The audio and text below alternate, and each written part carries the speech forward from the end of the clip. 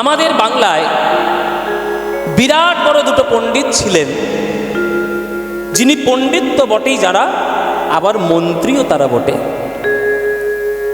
আমাদের বাংলা যে রত্নদেরকে আমাদেরকে উপহার দিয়েছে, সেই রত্ন আপনি সারা ভারতবর্ষে খুঁজে পাবেন না। ওই জন্যে বাঙালি জাতিকে দেখে প্রত্যেক ভারতবর্ষের লোকেরা হিংসেই করে, হিংসে করে। কেননা বিদ্যা বুদ্ধির দিক দিয়ে বাঙালিরা অনেক এগিয়ে, বুদ্ধির দিক দিয়ে বিশেষ করে অনেক এগিয়ে। দেখবেন যত বড় বড় বুদ্ধিজীবী হয়েছে সব কিন্তু বাংলাতেই। রবীন্দ্রনাথ ঠাকুর, মহাপ্রভু, রামকৃষ্ণ, বিবেকানন্দ, আমাদের নেতাজি সুভাষচন্দ্র, কাজী নজরুল ইসলাম, রজনীকান্ত সেন, শ্যামাপ্রসাদ মুখোপাধ্যায়, আশুতোষ মুখোপাধ্যায়, চিত্তরঞ্জন, যারা যারা পলিটিশিয়ান বলুন, রাজনীতি বলুন, বুদ্ধিজীবী বলুন, সব কিন্তু বাংলায় বেশি। 500 বছর আগে এই বাংলাতে দুটো বিরাট বড় পণ্ডিত ছিলেন। একজনের নাম সনাতন গোস্বামী, আর একজনের নাম রূপ গোস্বামী। কেন বলছি মায়েরা, শুনে রাখুন। তখনকার দিনে সারা বাংলাকে রাজত্ব করত একজন ইসলাম ধর্মের শাসক, তার নাম হচ্ছে নবাব হুসেন শাহ। আপনারা যদি ইতিহাস পড়েন তাহলে বুঝতে পারবেন। যখন মহাপ্রভুর জন্ম হয় বা মহাপ্রভুর রাজত্ব যখন চলছে হরিনামের, তখন বাংলার সিংহাসনে নবাবে বসেছিলেন হুসেন শাহ। তাহলে তিনি একজন ইসলাম ধর্মের শাসক। তিনি দুটো ব্রাহ্মণদেরকে নিজের মন্ত্রী করেছেন। আর এখনকার দিনের মন্ত্রী আর আগেকার দিনের মন্ত্রী দুটোকে গুলিয়ে ফেলবেন না বাবা। আমি কোনো রাজনীতির কথা বলছি না, কোনো রাজনীতির আলোচনা কীর্তনে করছি না, কিন্তু মন্ত্রী এখনকার দিনে আর 500 বছর আগে আকাশ পাতাল পার্থক্য।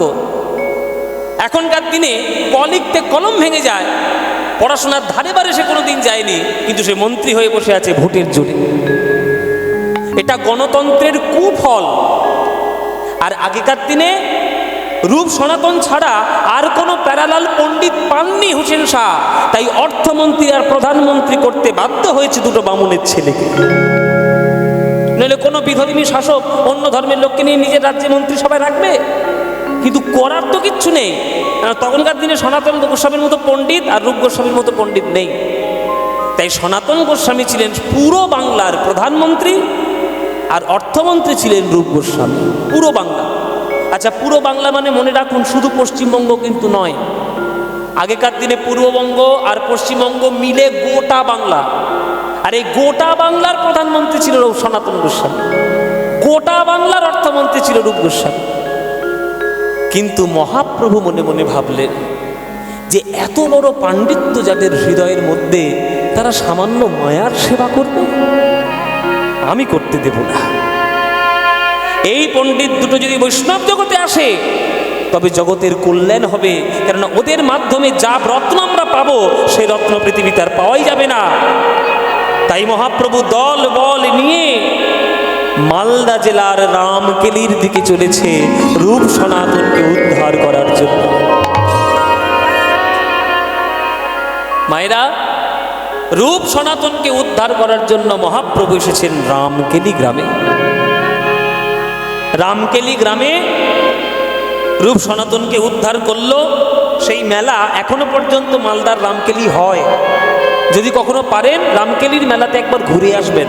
বিরাট বড় মেলা, আপনি কল্পনা করতে পারবেন না কি বিরাট মেলা হয়। এই রামকেলির পাশ থেকে, মানে রামকেলি গ্রামের গা ঘেঁষে একটা নদী বয়ে যাচ্ছে। সেই নদীটার নাম হচ্ছে পদ্মা নদী। গঙ্গা হয়ে আমাদের ফারাক্কার উপর দিয়ে এপার দিয়ে চলে এসে আমাদের ভাগীরথী গঙ্গা হয়ে এটা চলে এসছে। আর গঙ্গারই একটা ধারা বিভক্ত হয়ে গিয়ে মালদা জেলা থেকে ঘুরে গিয়ে ওটা বাংলাদেশের উপর দিয়ে চলে গেছে, যার নাম পদ্মা। তাহলে পশ্চিমবঙ্গে এসছে গঙ্গা, পূর্ববঙ্গে গেছে পদ্মা। আর এই রামকেলি গ্রামটা ঠিক পদ্মা নদীর পাড়ে। এই পদ্মা নদীতে, যেহেতু সেটা গঙ্গারই এক ধারা, মহাপ্রভু পদ্মা নদীতে স্নান করতে নেমেছে। স্নান করতে নেমে মহাপ্রভু তো ভাবনিধি, কখন কি তার ভাব আসে কোনো ঠিক নেই। মহাপ্রভুর অঙ্গ থরথর করে কেঁপে উঠল। মহাপ্রভু ভাবে গদগদ হয়ে উঠলেন। মহাপ্রভু তার অন্তর দিয়ে জানতে পারলেন পরবর্তীকালে এই পদ্মা নদীর তীরে কি হবে। তাই ভাবনিধি গৌর হরি আমার ওই পদ্মার নদীর তীরে দাঁড়িয়ে দাঁড়িয়ে পদ্মার জলে স্নান করার সময় একটা অদ্ভুত নাম তার মুখ থেকে প্রকাশিত হচ্ছে। এই নাম আর কখনো কেউ শোনে নাই। কি নাম? নরু নরু বলি প্রভু।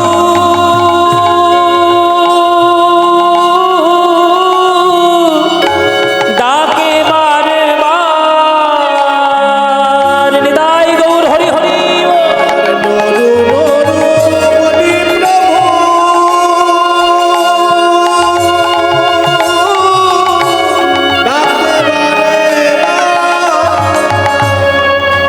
ওরে নরু রে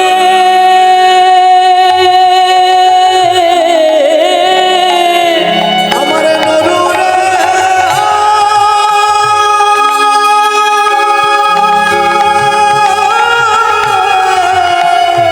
আমার নরু রে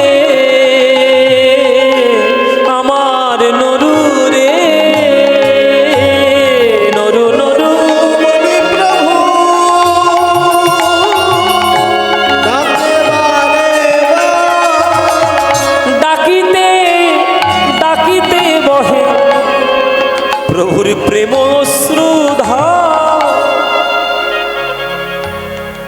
ভাবনিধি গৌর হরি আমার নদীর জলে পদ্মায় নেমে নরু নরু আরে নরু। ভক্তরা তো চমকে উঠেছে। এই নরুকে, এই নরুকে রে, এই নরুটা আবার কে? ও প্রভু, আমাদের মধ্যে তো নরু নামে কেউ নেই, তুমি কাকে ডাকছো? কারোর নাম নিত্যানন্দ, কারোর নাম গদাধর, কারোর নাম শ্রী বাগদ্বৈত হরিদাস, নরুকে? প্রভু বলছে তোমরা চিনবেই না তাকে। কেন? আমাদের পরিচিত নয়? বলে পরিচিত হবে কি করে? তার তো এখনো জন্মই হয়নি। হ্যাঁ হ্যাঁ, সে কয়েক বছর পর জন্ম নেবে। তার ভালো নাম হবে নরোত্তম, আর ডাক নাম হবে নরু। ওই জন্যে আগে থেকে আমি তাকে ডেকে গেলাম নরু নরু বলে। এই তোমাদের সব স্নান হয়ে গেছে? হ্যাঁ, সব স্নান হয়ে গেছে? তাহলে তোমরা এক কাজ করো, হরিনাম করতে করতে নদীর পাড়ে উঠে যাও। আর আমার একটা গোপন কাজ আছে, পিছন ফিরে দেখবে না কিন্তু, কেউ দেখবে না। হ্যাঁ ঠিক আছে, সবাই মিলে হরিনাম করতে করতে উঠে যাও। ও মায়েরা, ভক্তরা সবাই মিলে হরিনাম করতে করতে নদীর পাড়ে উঠে গেল। প্রভু আমার এসে গোপন কাজটি করার জন্য পদ্মা নদীর জলে একটা ডুব দিলেন। ডুব দিয়ে পদ্মা নদীর সঙ্গে পরস্পর কথা বলছেন। প্রভু আমার ভাবাবিষ্ট হয়ে বলে, ওগো পদ্মা নদী, একটা গোপন কথা তোমার কাছে বলতে এলাম। এই গোপন কথা তো আর কাউকে বলার নয়। তোমার জলে আজ আমি স্নান করতে নেমেছি। তোমার জলে স্নান করতে সে যে নয়ন বিন্দু আমার ঝরে ঝরে তোমার জলে মিশছে, এটা শুধু নয়ন বিন্দু নয়। ওগো পদ্মা, জেনে রেখো, এটা হলো আমার হৃদয়ের প্রেম বিন্দু। তোমার জলে স্নান করে যে নয়নের বিন্দু প্রেম রূপে মিশে যাচ্ছে, এই প্রেমটিকে তুমি সযত্নে তোমার বুকে রক্ষা করো। কেননা কয়েক বছর পর তোমারই নদীর পাড়ে আমার এক অনুরাগী ভক্ত জন্ম নেবে, তার নাম হবে নরোত্তম। সেই নরোত্তম তোমার জলে যেদিন স্নান করতে আসবে, আমার অনুরোধ রক্ষা করো। আমার এই প্রেমে তুমি তারে দিবে, আমার এই প্রেমে তুমি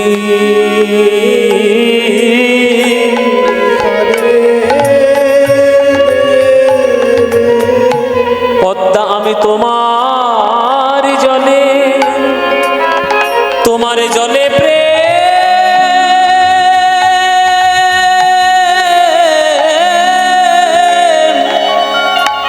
জলে প্রেম আমি রেখে গেলাম, আমার এই প্রেমে তুমি তারে দিবে।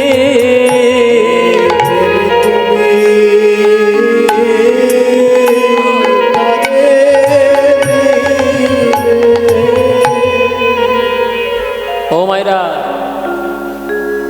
সমুদ্রের তীরে যাবেন, সমুদ্রের তীরে দাঁড়িয়ে থাকবেন,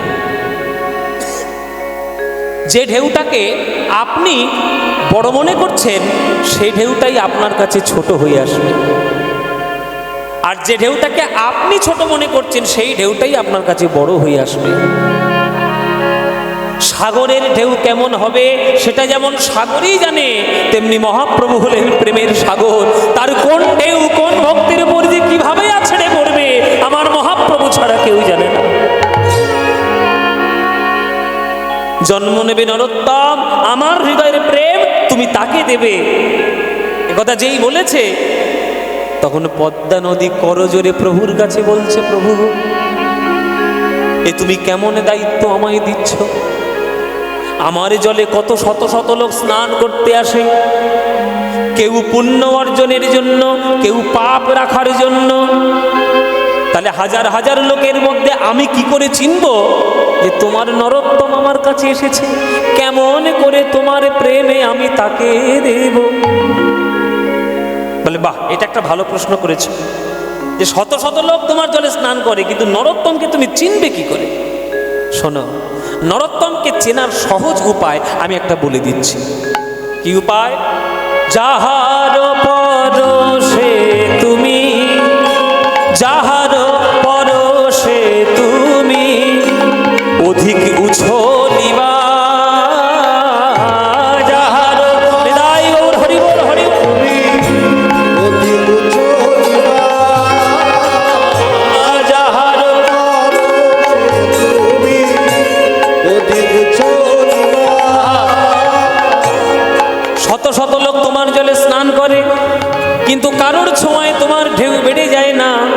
আমার নরোত্তম যেদিনে তোমায় স্পর্শ করবে স্নান করতে এসে, সেদিন তোমার ঢেউ শতগুণে বৃদ্ধি পাবে। আমার এই প্রেম তুমি তাহারে দিবা, গৌর হরি হরি বল। আমারে তুমি তাহারে দিবা, আমার এই প্রেম তুমি তাহারে দিবা। যারে পরশে তোমার তরঙ্গ বাড়বে, পরশে আর তরঙ্গ বাড়বে, যারে পরশে তোমার তরঙ্গ বাড়বে, পরশে তোমার তরঙ্গ বাড়বে। আমার নরোত্তম তুমি বুঝিতে পারবে, যারে পরশে তোমার, তরঙ্গ বাড়বে, আমার নরোত্তম তুমি বুঝিতে পারবে, পরশে তোমার তরঙ্গ বাড়বে। সে মুখে হরি হরি হরি বলবে, গৌর অনুরাগী হয়ে হরি হরি হরি বলবে।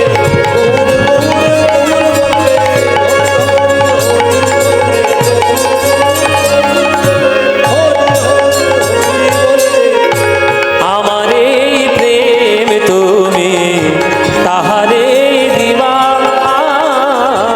আমার এই প্রেম তুমি তাহারে দিবা, আমার এই প্রেম তুমি তাকেই দিও। যার ছোঁয়ায় তোমার ঢেউ শতগুণে বৃদ্ধি পাবে, আমার এই প্রেম তুমি তাকে দেবে। আর আমার নরোত্তম তো দেশে ছেলে নয়, আমার নরোত্তম হবে সারা রাজশাহী জেলার রাজার ছেলে হবে নরোত্তম। এই রাজশাহী জেলাটা কোথায় মায়েরা? এই রামকেলি এপারে আর রাজশাহী ওই পারে, মাঝখানে শুধু পদ্মা নদী। ওই রাজশাহী জেলার খেতুরি গ্রাম, সেই খেতুরি গ্রাম আর সেই রাজশাহী জেলার রাজা যিনি ছিলেন তার নাম ছিল কৃষ্ণানন্দ রাজা, আর মায়ের নাম ছিল নারায়ণী দেবী।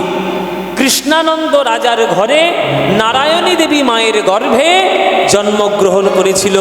কীর্তনের সর্বশ্রেষ্ঠ আচার্য, কীর্তনের সর্বশ্রেষ্ঠ গুরু, কীর্তনের পালনকর্তা শ্রী শ্রী নরোত্তম দাস ঠাকুর মহাশয়। এই নরোত্তম দাস ঠাকুর এমন এক পদকর্তা, যার নাম না করলে, যার পদাবলী না গাইলে আসলে কখনো ভোগই হবে না। আপনাদের এখানে কীর্তন হয়, এখানে ভোগ হয়? হ্যাঁ, ভোগ হয় তো না? এটা তো শুনতে পারার ভোগ, আমি দুপুরবেলার ভোগের কথা বলছি। দুপুরবেলা ভোগ হয় তো? তাহলে ভোগ যখন হয়, একটা গান আমি জানি না এখানে গায় কিনা, সেই গানটা না গাইলে মহাপ্রভুর ভোগ হবেই না। ওটা নরোত্তম দাস ঠাকুরের লেখা। ভজপতি তুদ্ধারণ শ্রী গৌর হরি, ভজপতি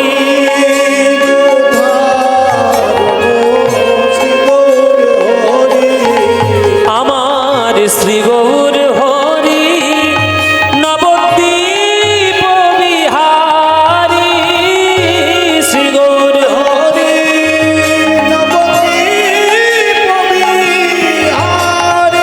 আহারে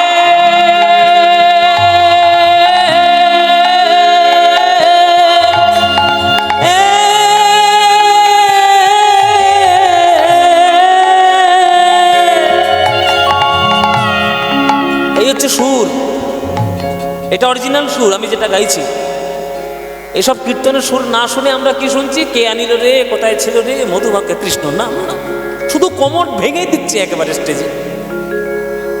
অসভ্য কীর্তন শুরু হয়েছে চারিদিকে। এই গানটা শুনতে গেলে এই একটা পদ 1.5 ঘন্টা ধরে গাওয়া হয়। কোথায় জানো? বীরভূমে। চলে যাবে বীরভূম, জানবে আসল কীর্তন কি। আমি শুনেছিলাম নানুর চণ্ডীদাসে যখন আমার গান ছিল, তখন আমি শুনেছিলাম এই একটা পদ গাইছে, মহাপ্রভুকে ভোগ দিচ্ছে, আর ঝরঝর করে তারা কাঁদছে। হৃদয়ের মধ্যে কি ভাব! একটা আখর গাইছে, ভক্তরা লুটোপুটি খাচ্ছে ভোগের সামনে। মানে কত বড় ভক্তি দিয়ে তারা একটা গান গাইছে। এত সোজা কীর্তন গাওয়া। দেখুন এই অরিজিনাল সুর। শ্রী গৌর হরি, নবদ্বীপ বিহারী শ্রী গৌর হরি। এবার দেখুন, আহারে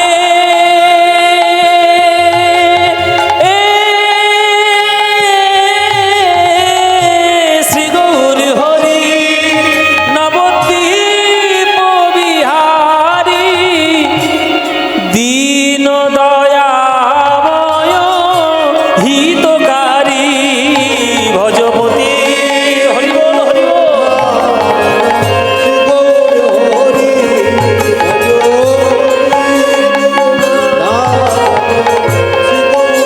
হরি। এই গান না গাইলে মহাপ্রভুর ভোগই হয় না। এই গান না গাইলে মহাপ্রভু ভোগ নেবেনই না, এটা ভক্তদের বিশ্বাস। আর একটা তার বিখ্যাত গান আছে, হরি হরয়ে নম কৃষ্ণ যাদবায় নম, হরি হরয়ে নম কৃষ্ণ যাদবায়, হরি হরয়ে নম কৃষ্ণ যাদবায় নম, হরয়ে নম কৃষ্ণ যাদবায় নম। আহা গোপাল গোবিন্দ রাম শ্রী মধুসূদন, গোপাল গোবিন্দ গোপাল গোবিন্দ। এটা ভুল হয়ে গেছে, ভুল হয়েছে কিনা?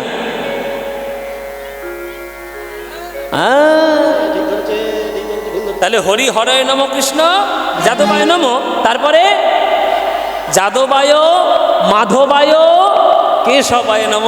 কি ভক্তদের কি আনন্দ হচ্ছে! কীর্তনী আর ভুল ধরিয়েছি।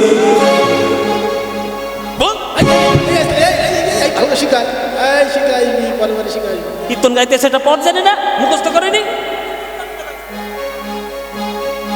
ও মায়েরা, খুব আনন্দ হচ্ছে না?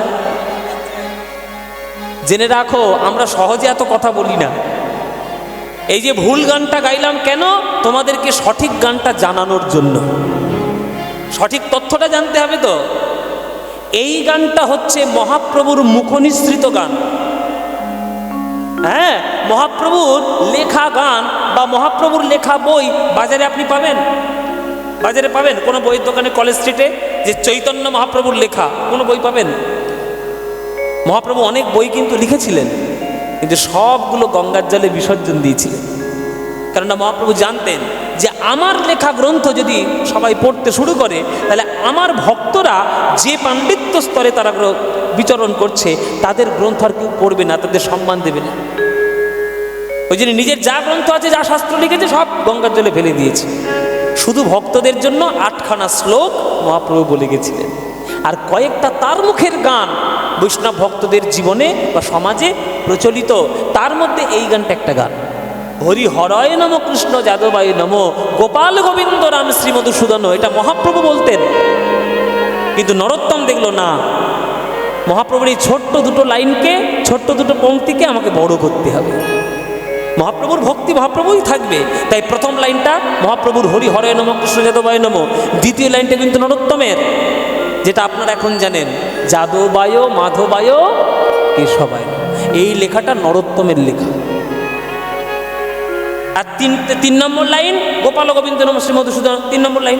চতুর্থ লাইন থেকে আবার নরোত্তমের লেখা, গিরিধারী গোপীনাথ মদন মোহন, শ্রী চৈতন্য নিত্যানন্দ অদ্বৈত সীতা, তারপরে কি হরি গুরু বৈষ্ণব ভাগবত গীতা।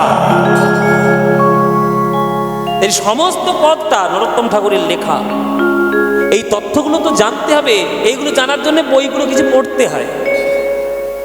তা নরোত্তম ঠাকুর এমন একজন বৈষ্ণব ছিলেন, যিনি কীর্তনে এসেছিলেন বলে এই কীর্তনের একটা ঘরানা সৃষ্টি হয়েছিল। সেই নরোত্তম দাস ঠাকুরের জীবনী আজকে আমরা জানব। তাহলে মহাপ্রভু তার জন্য প্রেম রেখে গেলেন পদ্মা নদীর জলের মধ্যে। সেই মহাপ্রভুর কৃপায় কয়েক বছর পরে খেতুরি গ্রামে কৃষ্ণানন্দের বাড়িতে মাতা নারায়ণী দেবীর গর্ভে জন্মগ্রহণ করল ভক্ত নরোত্তম। নরোত্তম জন্মিল কৃষ্ণ ধনের ঘরে, নরোত্তম জন্মিল, নরোত্তম জন্মিল কৃষ্ণ ধনের ঘরে। তাহা দেখি নারীগণ উলুধ্বনি করে,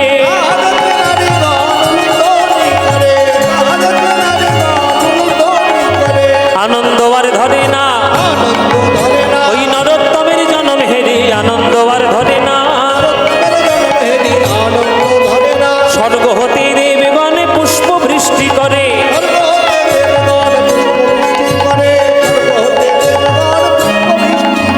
নরোত্তমের জন্ম হেরি আনন্দ না ধরে। ওরে রাজার ছেলে হয়েছে আর আমাদের চিন্তা নাই, রাজার ছেলে হয়েছে।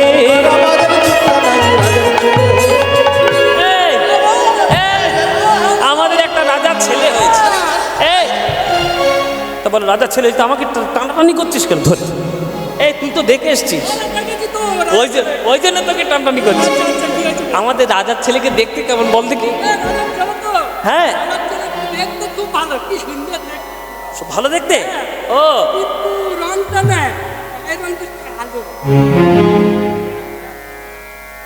কালো হচ্ছে তো মুখ বেঁকাচ্ছিস কেন? ওনার আংটি আবার বেঁকা, ছেলে বলে কথা, রাজপুত্র বলে কথা, কালো হচ্ছে তার দোষ কি? ওরে কৃষ্ণ কালো, কালী কালো, মেঘ কালো, চুল কালো, তোর চোখের মনিও তো কালো। তোর চোখের মনি যদি সাদা হতো তোকে কি বলতুম বলতো? ম্যাও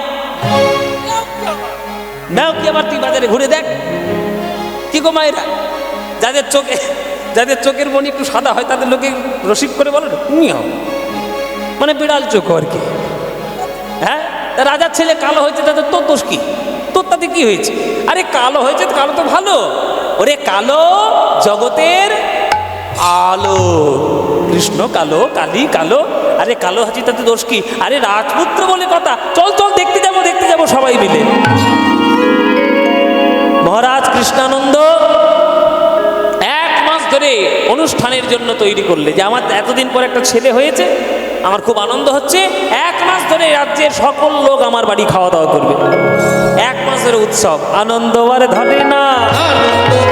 ওই নরোত্তমের জন্ম হেরি আনন্দ আর ধরে না,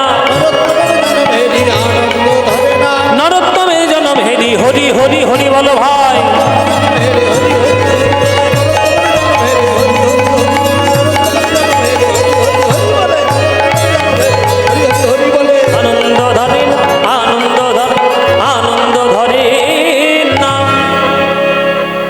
হচ্ছে না।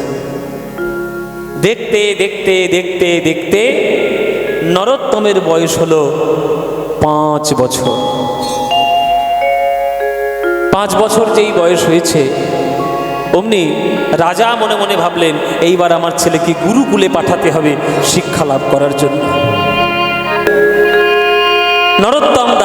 নরোত্তমকে পাঠানো হলো গুরুকুল, গুরুগৃহে। এই গুরু শিষ্য পরম্পরা আমাদের ভারতবর্ষের আদি পরম্পরা। এই গুরু শিষ্য পরম্পরার জন্যই সারা ভারতবর্ষের আধ্যাত্মিকতা টিকে রয়েছে। জেনে রাখবেন মায়েরা, বাবারা, সারা বিশ্ব ব্রহ্মাণ্ড, সারা পৃথিবীর লোক যখন পড়াশোনা শেখেনি, আমাদের ভারতবর্ষের বেদ তখন তৈরি হয়ে গেছে।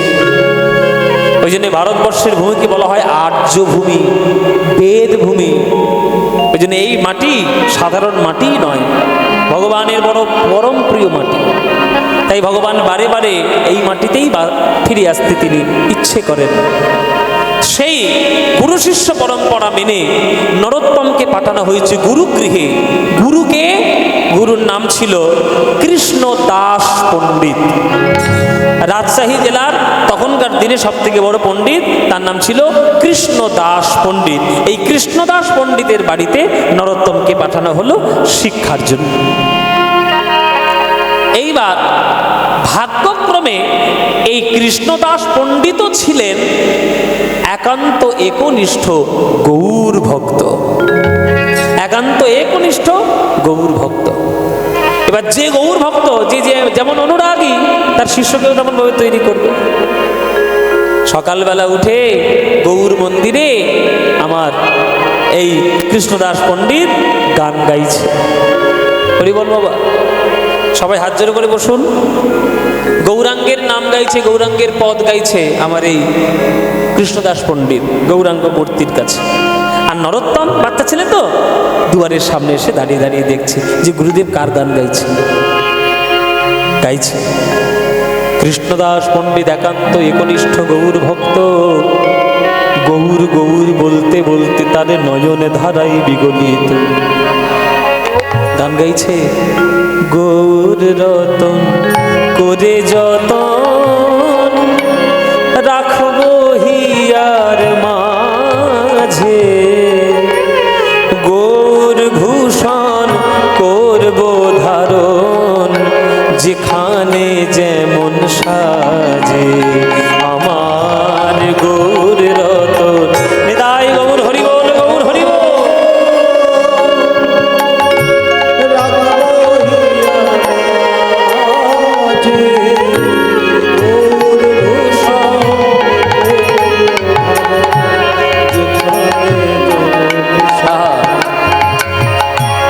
এসব কথা বলি, আহা, এসব অমৃতের মতো সমান, অমৃত অমৃত কথাগুলো দেখুন। গৌর রতন করে যতন রাখবো হিয়ার মাঝে, গৌর ভূষণ করব ধারণ যেখানে যেমন সাজে। ও মায়েরা, রাস্তায় চলতে চলতে মনে করো তুমি রাস্তা দিয়ে হেঁটে যাচ্ছ, একদম ফাঁকা ধুধু মাঠ, হেঁটে যাচ্ছ, দেখছো একটা থলি পড়ে আছে। কার থলি? কিরকম থলি? একটা কাপড়ের পুটুলি। থলিটা তুমি তুলে নিলে, থলিটা খুলে দেখছো, বে বাবা, আর মোটা মোটা চকচক করছে সোনার কয়েন, সোনার মোহর। হ্যাঁ গো, এক থলি সোনার মোহর তুমি যদি রাস্তা থেকে কুড়িয়ে পাও, সেটাকে তুমি পাড়াতে গিয়ে ঢাক পিটিয়ে পিটিয়ে বলবে সোনার মোহর পেয়েছি, মোহর পেয়েছি, মোহর পেয়েছি, বলবে? বলবে তোমরা? কি করবে? আগে গিয়ে নিজের সব থেকে গোপন জায়গা কোনটাতে সেইখানে কি ঢুকিয়ে রাখবে। বাবা, সোনার মোহর পেয়েছি বলে কথা, যেখানে সেখানে ডাকবো নাকি? এখন গোপন স্থানে ডাকবো। আচ্ছা, সামান্য সোনার মোহর পেয়ে কেউ যদি গোপন স্থানে রেখে দেয়, সোনা বড় না আমার গৌর বড়? হ্যাঁ, গৌর বড়। তাহলে গৌর রত্নকে তুমি যদি খুঁজে পাও, তাহলে গৌরকে কোথায় রাখবে? সিন্ধুকের মধ্যে? কোথায় রাখবে? গৌর রতন করে যত রাখবো হিয়ার মাঝে, আমি গৌর ভূষণ করব ধারণ যেখানে যেমন সাজে,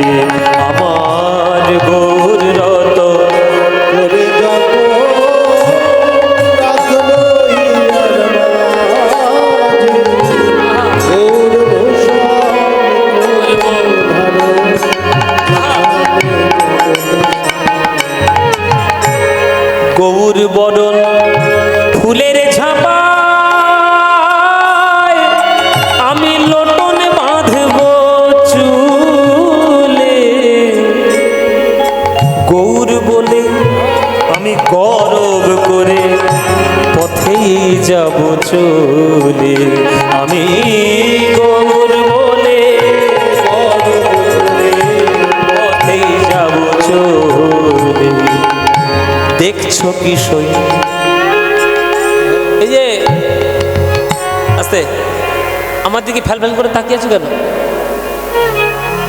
কি দেখছো আমার দিকে? আমার দিকে বেশি তাকিও না। গৌরকে দেখছো?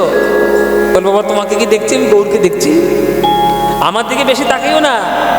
আমার দিকে যত তাকাবে তত তুমি আমার মতোই হয়ে যাবে। আমি যেমন গৌর পাগল, তোমরাও যদি আমার দিকে তাকিয়ে থাকো তোমরাও হবে গৌর পাগল। দেখছো কি সই, তোমরা দেখছো কি সই, ওই গোরা রূপে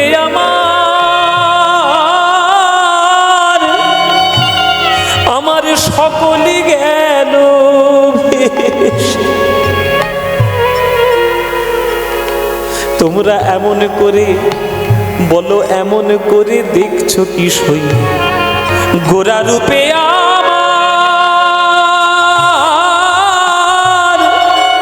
আমার সকলই গেল ভেসে। দাস লোচন বলে উতু হলে দেখবো বসে বসে। দাস লোচন বলে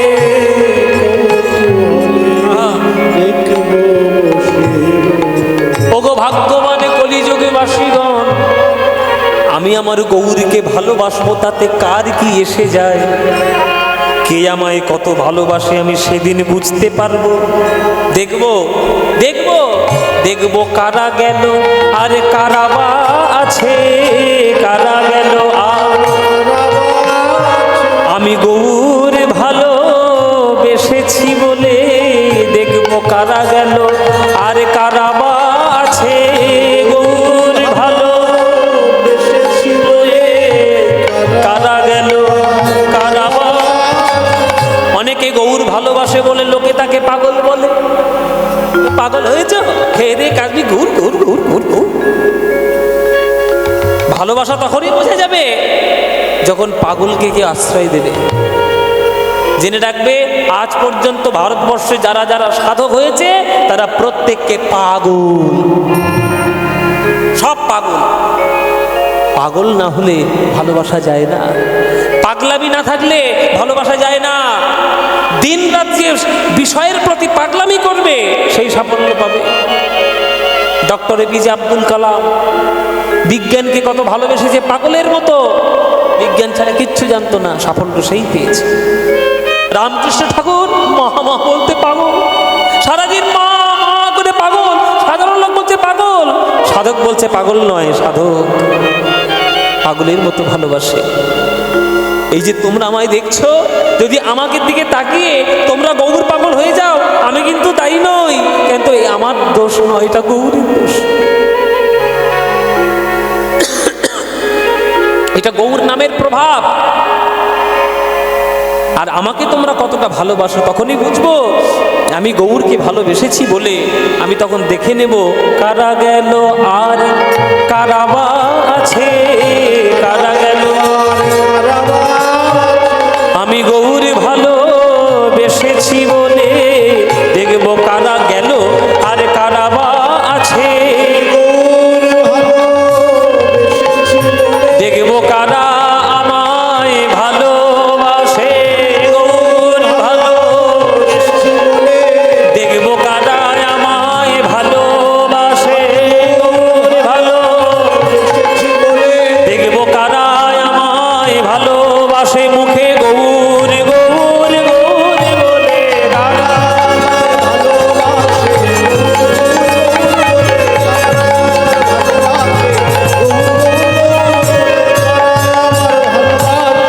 দেখব কারা গেল আর কারা বা আছে। লোচন বলে উতু হলে দেখব বসে বসে। লোচন বলে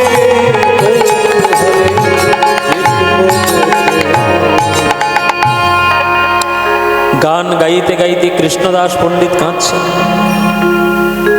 নরোত্তম এসে বলছে, গুরুদেব কে? ও নরোত্তম, বলো বাবা কি দরকার? গুরুদেব একটা কথা, একটা প্রশ্ন আপনাকে জিজ্ঞাসা করব, বলো কি প্রশ্ন? গুরুদেব মন্দিরের মধ্যে বসে বসে আপনি গান গাইছেন আর গৌর গৌর গৌর গৌর করছেন, এই গৌর হরি আমাদের কে? কৃষ্ণদাস পণ্ডিত বলছে, গৌর হরি কে? ওগো নরোত্তম, গৌর হরি হচ্ছে বাঙালিদের মনের ঠাকুর। ঘরের ছেলের চোখে দেখেছে বিশ্বপ্রেমের ছায়া, বাঙালির হিয়া অমিয় মথিয়া নিমাই ধরেছে কায়া। ও মায়েরা, তোমরা মাখন করতে জানো? মাখন মাখন, হ্যাঁ মাখন তৈরি করতে জানো না? আর তোমাদের এখানে গোয়াল ঘোষ নেই? ঘোষ ঘোষ নেই? এখনকার দিনে কেমিক্যাল প্রসেসে ঘি তৈরি হয়, মাখন তৈরি হয়। আগেকার দিনে মাখন ভাবে হতো না। মাখন তৈরি আমি জানি, আমি তৈরি করতে পারি।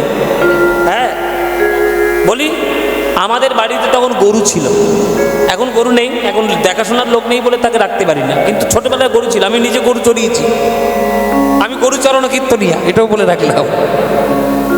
আমার বাড়ি থেকে একটা কালো গরু ছিল, ওই কালো গরুটাকে স্কুল থেকে এসে মাঠের মধ্যে নিয়ে যেতাম এবং গরু চড়াতাম। আর আমার মা মাখন তৈরি করত। দুধ সারা রাত জমিয়ে, জাল দিয়ে জমিয়ে টক দই করে আর মাটির হাঁড়ির মধ্যে দিয়ে, আর বাঁশ থেকে একটা মন্থন দণ্ড তৈরি হতো, আর দড়ি বেঁধে ওই মন্থন দণ্ডটাকে এইভাবে আমার মা এরকম করে মন্থন করত। ওই দইটা জলের মধ্যে গুলে গিয়ে ওইখান থেকে কণা কণা টুকরো টুকরো মাখন বেরিয়ে আসে। যেটা শক্ত জিনিস বেরিয়ে আসে সেটা হচ্ছে মাখন, আর যেটা জল পড়ে থাকে তাকে বলে ঘোল। সেই ঘোলটা আবার গরমের সময় অনেকে লোকে খায়, সুন্দর খেতে, পেট ঠান্ডা হয়, বেশ বিট লবণ দিয়ে সুন্দর খেতে লাগে। আরে বাবা, আমিও তো গ্রামের ছেলে, সব ব্যাপারগুলো জানি।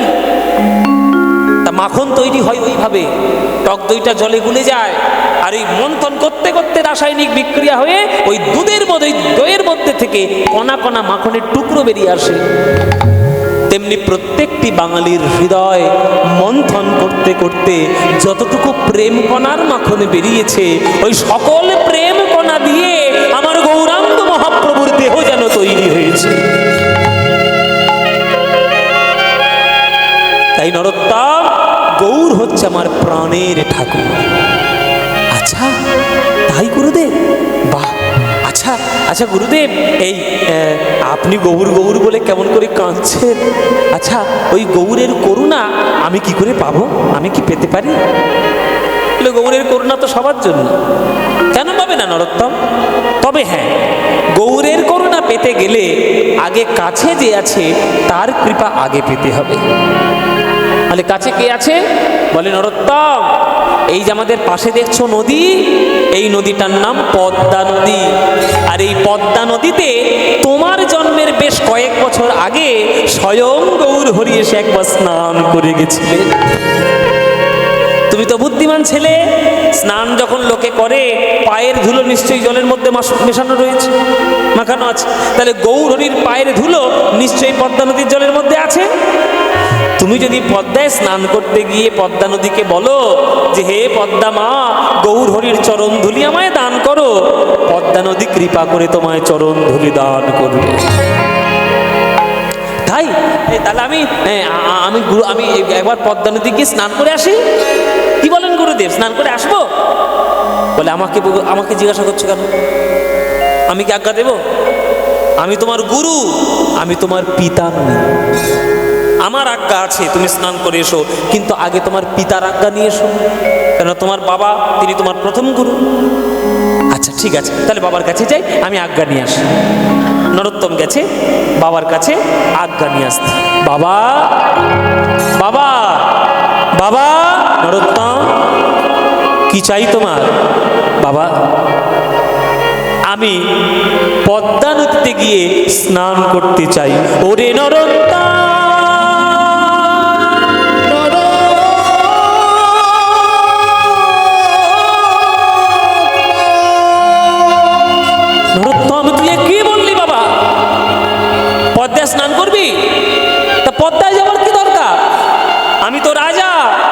আমি আজ্ঞা দিলে শত শত লোক তোর জন্য জল বয়ে এনে এইখানে তোকে স্নান করিয়ে দেবে। না বাবা, আমি ওইভাবে যাব না। আমি অন্যান্য সাধারণ মানুষের মতো গিয়েই স্নান করতে চাই। যদি যেতে না দিই, যেতে দেবে না? তুমি রাজা, তোমার রক্ত আমার গায়ে বইছে, তোমার যেমন জেদ আমারও তেমন জেদ।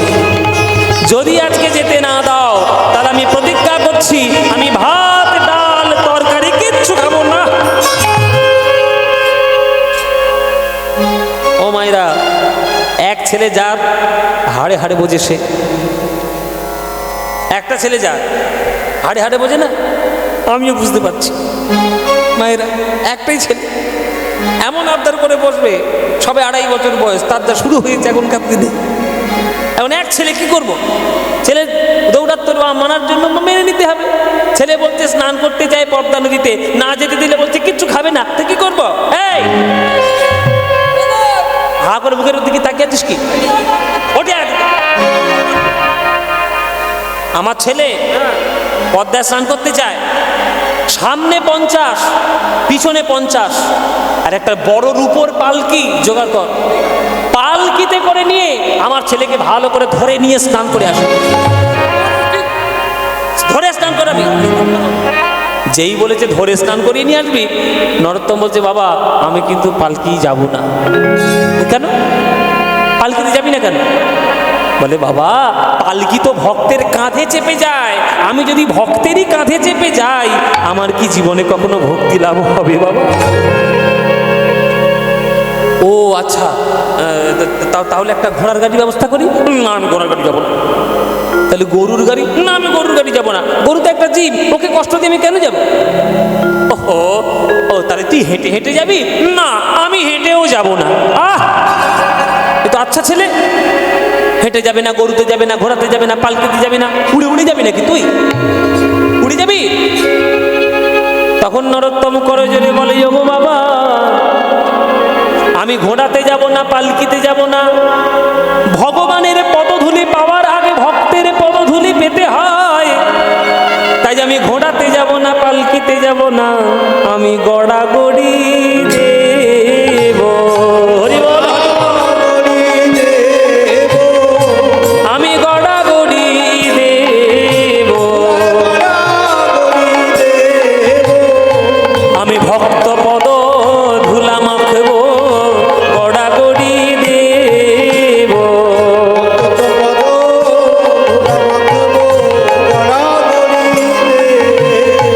ভক্ত পদ ধুলা মাখব, পদ্মাতে স্নান করার লাগি, ভক্ত পদ ধুলা মাখব। হরি বল, হরি বল।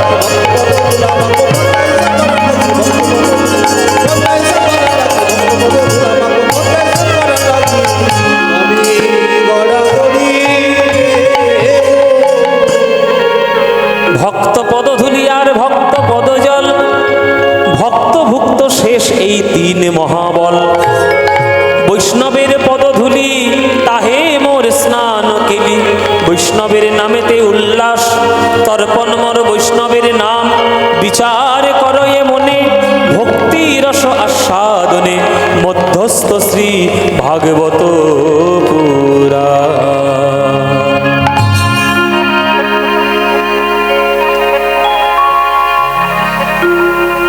হরে কৃষ্ণ, জয় নিতাই। হরি বল। ভক্ত চরণ ধুলি, ভক্ত চরণ ধুলি লাভ করতে হয়। তাই নরোত্তম একটা রাজার ছেলে হয়ে গড়াগড়ি দিয়ে দিয়ে পদ্মায় স্নান করতে যাচ্ছে।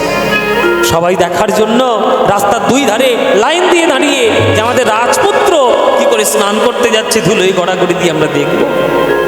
মায়েরা, কত ভক্তগণ ওই পথ দিয়ে হরিনাম করতে করতে গেছে, তাদের চরণ ধুলো হৃদয়ের মধ্যে স্থান দিয়ে নরোত্তম এসে দাঁড়িয়েছে আমার পদ্মা নদীর তীরে।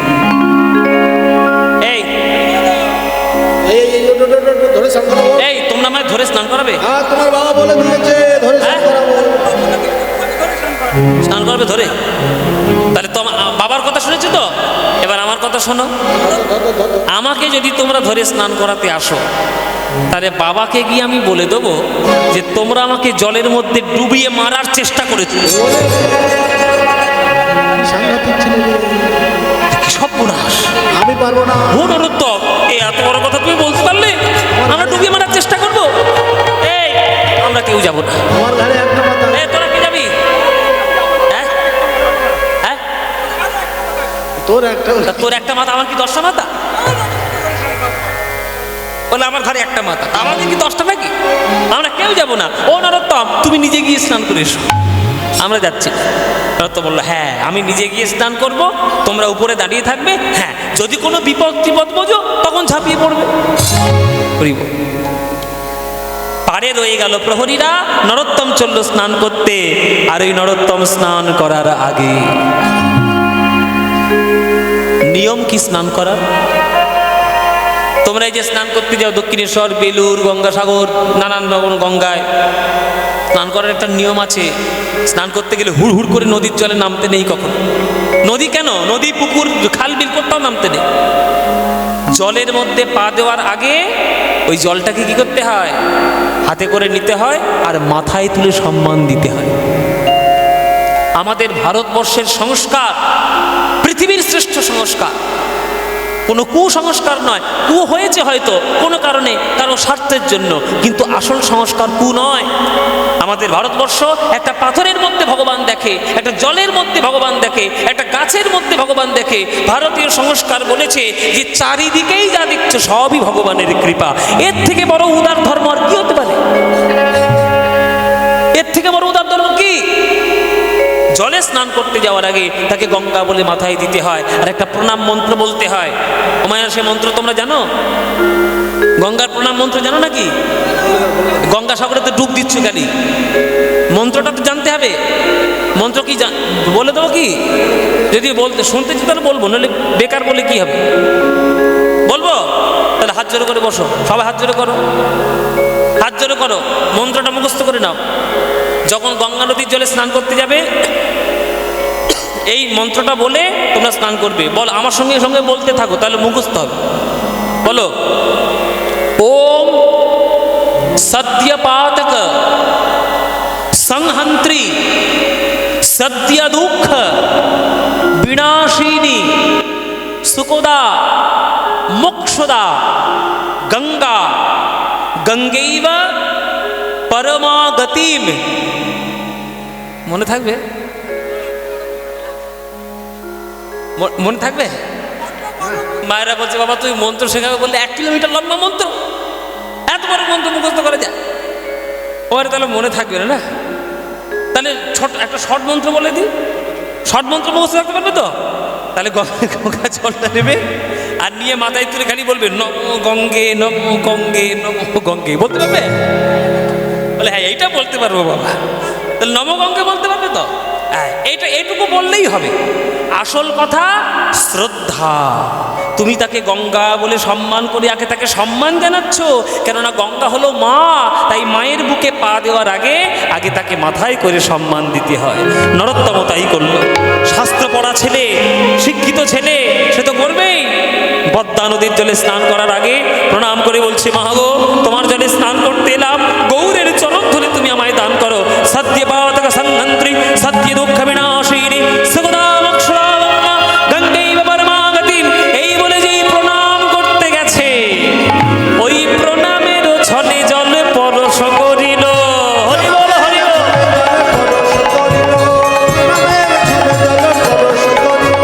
পরশে শত সহস্র তরঙ্গ উঠিল। হরি বল, হরি বল।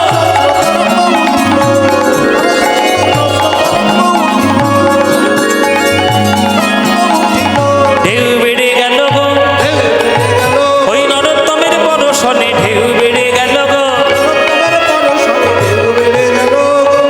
যেই নরোত্তম স্পর্শ করেছে পদ্মা নদীর জল, ফুলে ফেপে পদ্মা নদীর জল একেবারে 2 কূল একেবারে উজাড় করে বয়ে নিয়ে চলে। ব্যাস, রাজ প্রহরীরা একবারে মাথায় হাত দিয়ে হায় হায় হায় হায় করতে করতে বসে পড়ল নদীর পাড়ে। যেই ছুঁয়েছে, কোত্থেকে যে বান এসে আর প্রত্যেকে ঢেউ বেড়ে গিয়ে কোথায় যে নরোত্তমকে নিয়ে চলে গেছে কোনো ঠিক নেই। কি সর্বনাশ!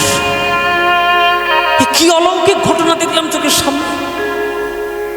এই কোনো ভূমিকম্প নাই, ঝড় নাই, বাতাস নাই, সুনামি নাই, কিচ্ছু নাই, হঠাৎ করে বান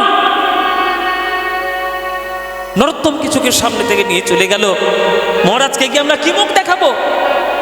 আমাদের গদ্দান যাবে তাতে কোনো দুঃখ নেই, কিন্তু একমাত্র রাজপুত্রকে চোখের সামনে হারিয়ে ফেললাম। কাঁদছে ও মায়েরা, প্রহরীরা তো কাঁদছে, কিন্তু নরোত্তম কি মরেছে? নরোত্তম পদ্মা নদীর গর্ভে চলে গেছে, আর সেখানে পদ্মা নদী নিজ মূর্তি ধারণ করে দাঁড়িয়ে আছে আর বলছে, নরোত্তম কে মা তুমি? আমার নাম হলো পদ্মা নদী, লোকে আমার নদী রূপেই জানে, কিন্তু আমি যে গঙ্গার ভগিনী পদ্মা, আমার মূর্তি তো কেউ দেখতে পায় না। তোমাকে আজ আমি দেখা দিলাম প্রথম একটা কথা জানানোর জন্য।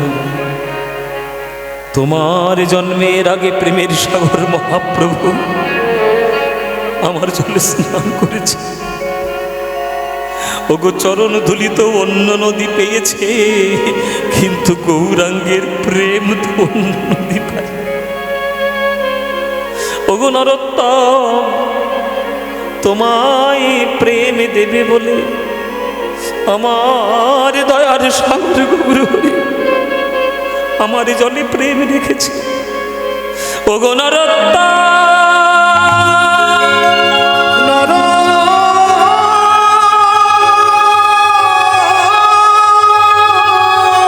তুমি বড় ভাগ্যবান, আজ তুমি স্নান করতে এসে ভালোই করেছো। এই নাও গৌরাঙ্গের অকৈতব কৃষ্ণ প্রেম যিনি দম্ব নদহেম, এই প্রেমের ঋণ কেনা হয় যদি বা হয় যোগে, না হয় বিয়োগ, বিয়োগ হইলে কভু না জিয়া। এ প্রেমে আমি তোমারে দিলাম, তোমার হরি বল গৌর হরি বল, এ প্রেমে তোমারে দিলাম। ওই মহাপ্রভুর প্রেম আমি তোমারে দিলাম।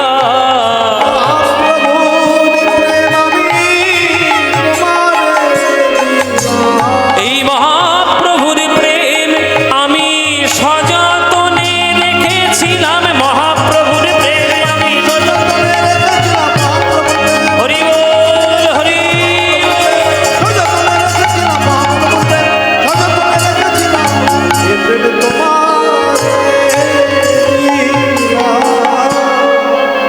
যাও। এই জগতে এখনো পর্যন্ত এই ভাগ্যবান জন্ম নেয়নি যার জন্য মহাপ্রভু আগের থেকে প্রেমের সন্ধান করে রেখে গেছে।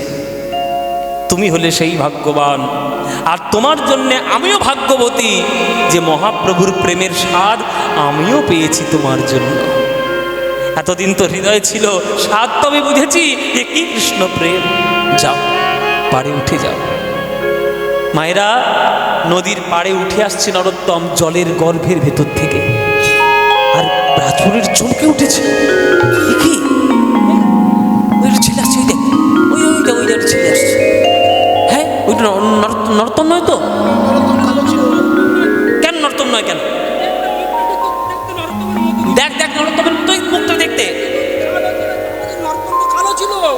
তাই এটা কি হয়েছে? আরে তেত্রিশ তোর কালো ফর্সা, আরে মুখের ভাবটা তো দেখবি। কেউ বলছে নরোত্তম, কেউ বলছে নরোত্তম নয়। নরোত্তম নিজে এসে বলছে, ওগো প্রহরীগণ, আমি তোমাদের নরোত্তম। হ্যাঁ, তুমি নরোত্তম? ও নরোত্তম, তোমার গায়ের রং তো কালো ছিলে, তুমি এত ফর্সা হলে কি করে গো? আর তুমি তো চঞ্চল ছিলে, এত শান্ত হয়ে গেলে কি করে? নরোত্তম বলছে, শোনো, ডুবুরিরা জলের তলায় ডুব দেয় আর গভীর তলদেশে গিয়ে রত্ন প্রবাল তুলে নিয়ে আসে। আমিও তোমাদের জন্য পদ্মা নদীর গর্ভ থেকে প্রেম রত্ন তুলে নিয়ে এসেছি। এই প্রেম রত্ন তোমরা সবাই গ্রহণ করো। ওরে প্রেম নিবিয়া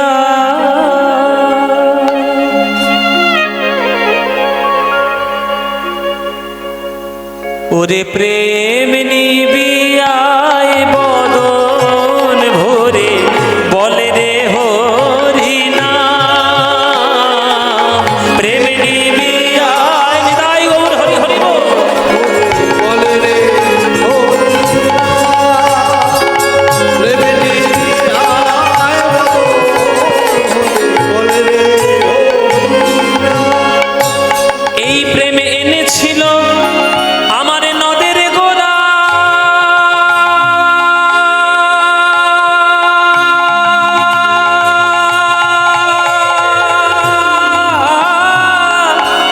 ব্রজের বাঁকা শ্যাম প্রেমে ছিল নদের গোরা।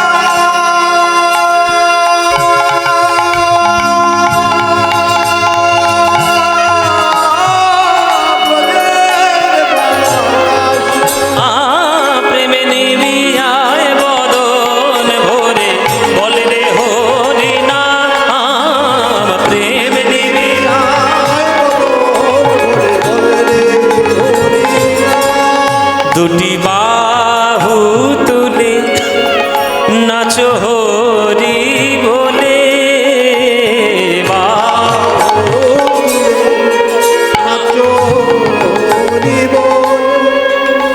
নরোত্তম সবাইকে নিয়ে প্রেম দিচ্ছে। ও মায়েরা, তোমরা এই প্রেম পাবে না? পাবে না? নিশ্চয়ই পাবে, কেন বাকি থাকবে? তাহলে বলো দেখি, আমার সঙ্গে গান গাও, বলো। দুটি বাহু তুলে নাচো